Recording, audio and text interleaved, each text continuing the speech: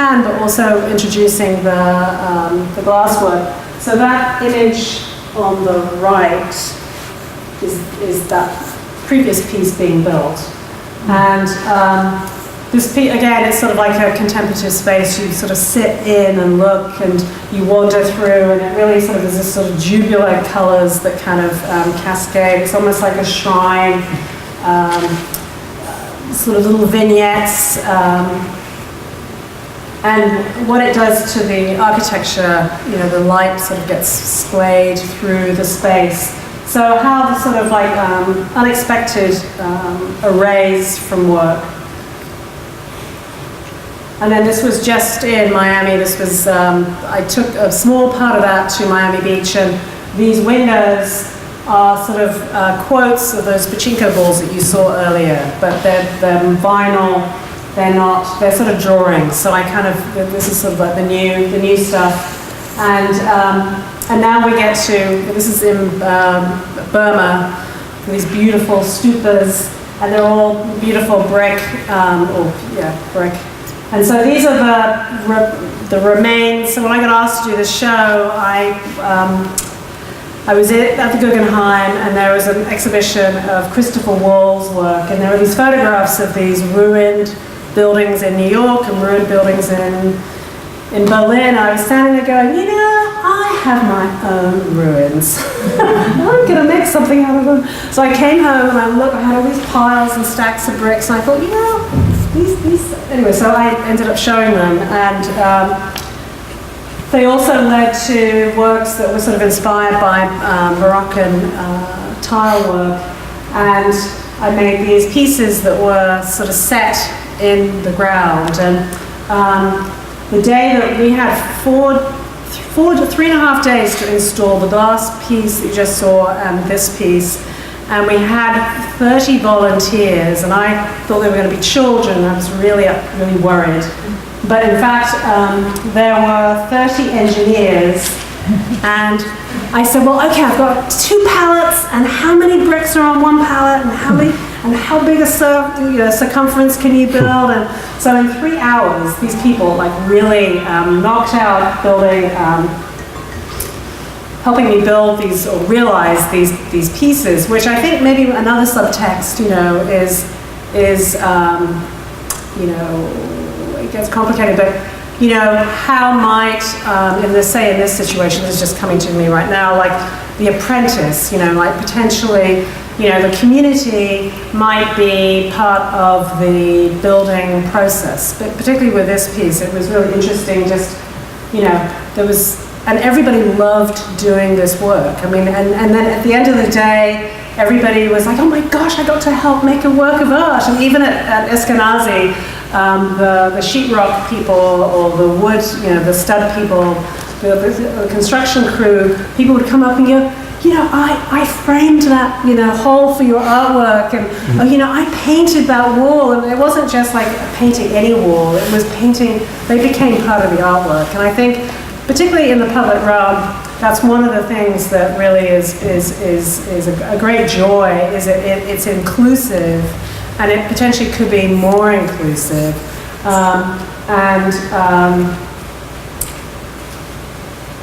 How that might manifest. And I think, So maybe we'll stop there and open up for some questions. Lots and lots of things I just threw out there.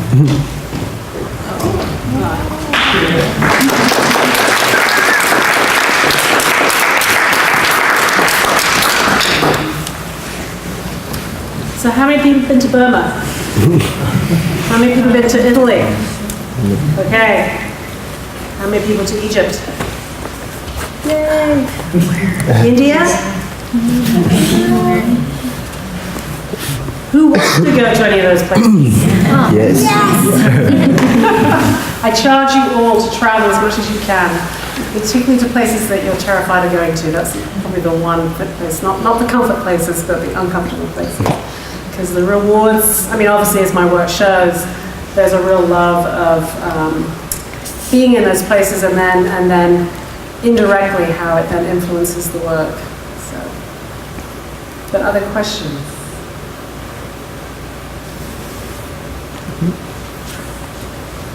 Well, I'm just wondering, do you have any inspirations or thoughts about what you might do with Mother Catherine's Square? Are you thinking in the ground or rising up from the ground? I don't fully know, because tomorrow we're going to go in the morning. I've only seen the first image, I've only seen a few photographs, and I've read a little bit. She just arrived. Yeah. So I have a hunch-ish. I maybe believe, those inlaid bricks. Don't worry. Anyway, but there's a potential that color in the ground or something. I don't know. I'll have to walk around, but it's my. One of the things that happens is economy of means, and so you've got X amount of money, and you've got X amount of space, and how big a gesture can you actually make, and what's going to give you the best. So Discovery Green, it was a $500,000 project, which is a massive amount of money, but I actually built a $1.5 million project, and probably now it's for $3 million because the value of the work. So how do you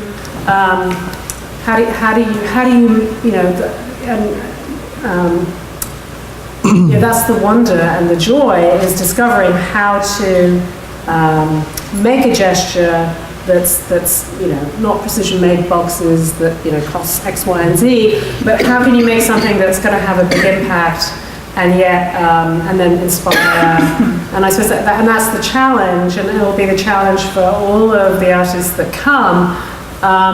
And maybe that's why I ended a little bit with those pieces in the ground, because they were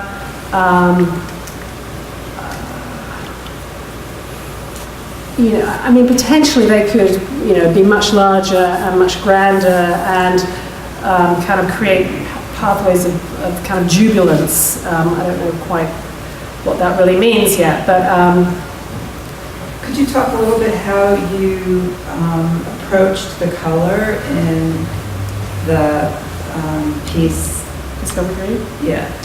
Yeah, the color, and this is maybe sort of with particularly with Mary Catherine, Mother Catherine.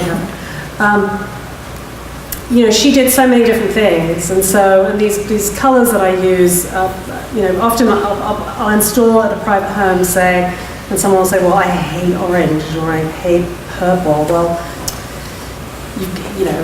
that green is not going to look good if it's not next to that pink, because there's this synergy that happens, that these unusual collisions that really makes for sort of like this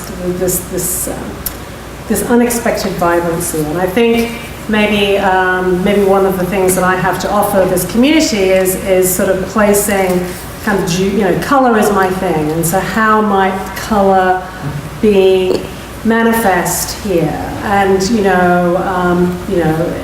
it might be film on windows that you could see, or it might be something in the ground, or it might be things sprinkled in unexpected places. I don't really. I'll find out a little bit more tomorrow, looking around the grounds. But as I was flying, those mosaics from Morocco were kind of itching at my mind, scratching at my mind, and so I don't know. And then my bricks that I have, and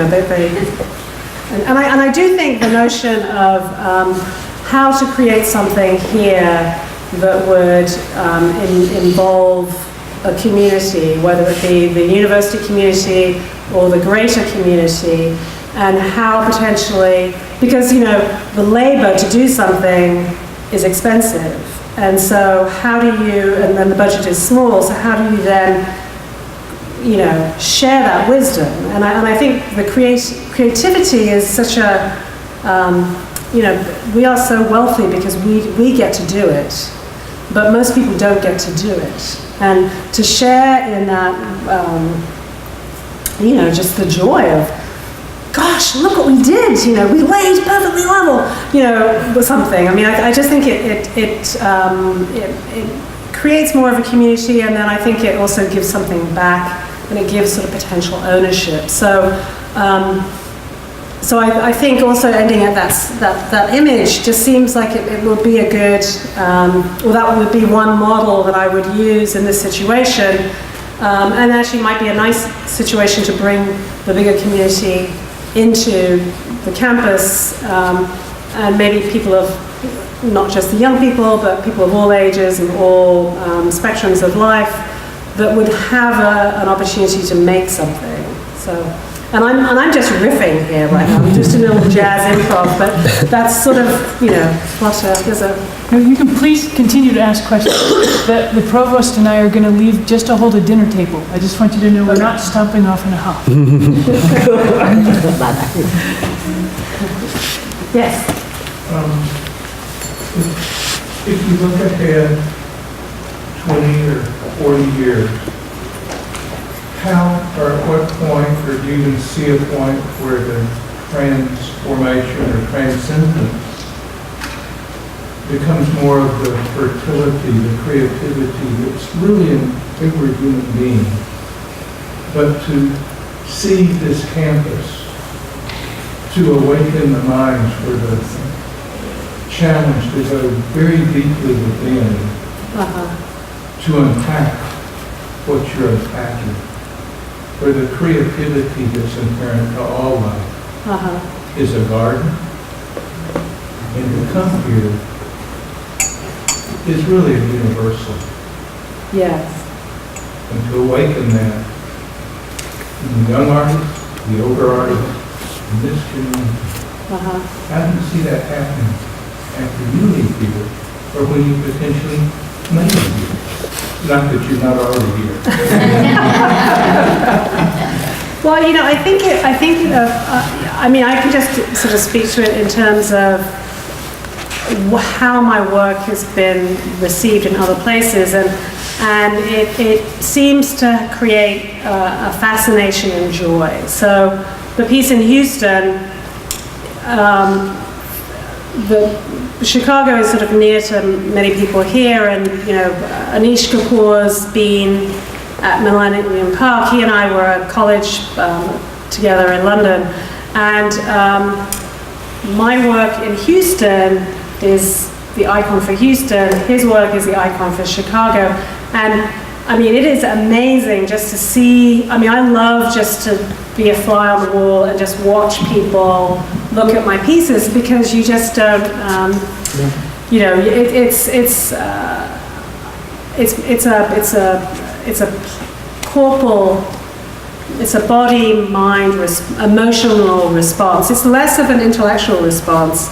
It's much more of a feeling, of an emotion, and for me that's what my joy, that I love to see people respond. So it would be, you know, and obviously this school, this site it's such a unique and important story, but not to illustrate the story, but maybe to present almost like not ephemeral, but sort of like an essence of it somehow, like an aura of it. So yeah. And you had your hand up. I did. Would you talk for a moment about working in the public realm versus a gallery realm, and the evolution of your project from the maybe from the initial concept to a finished product, working with a team and working with an engineer and a site construction team and all the other players involved, kind of how is that experience different for you as an artist, or is it different? Well, you know, it's many hats, and sometimes it's not. It's a lot of computer time and not very, you know, and lots. You know, I mean, lots of it is not that. Well, it takes you away from the creative spirit, but I think it's part of when you work publicly. That's kind of what you're signing on to, and I actually like the challenge. and I love getting involved in something that's bigger than me or bigger than this room. You know, I love taking on big projects, and it almost like I find my bigness in more of a spiritual way than a physical way. Not an ego-filled, it's like a spiritual filled. So that journey, you know, and I think it changes through your career. I mean, I think there are different moments of how you address all those things. But I think the public realm is complicated, and it's not for everybody. And I kind of enjoy it. So, yeah. I have a question. In one of your answers, you had talked about the way you watched people respond to your artwork. And you said it's an emotional response, not an intellectual response. And I was wondering what the difference in that is and like how you can see that, like how you can see what kind of response. Well, I think mainly, so,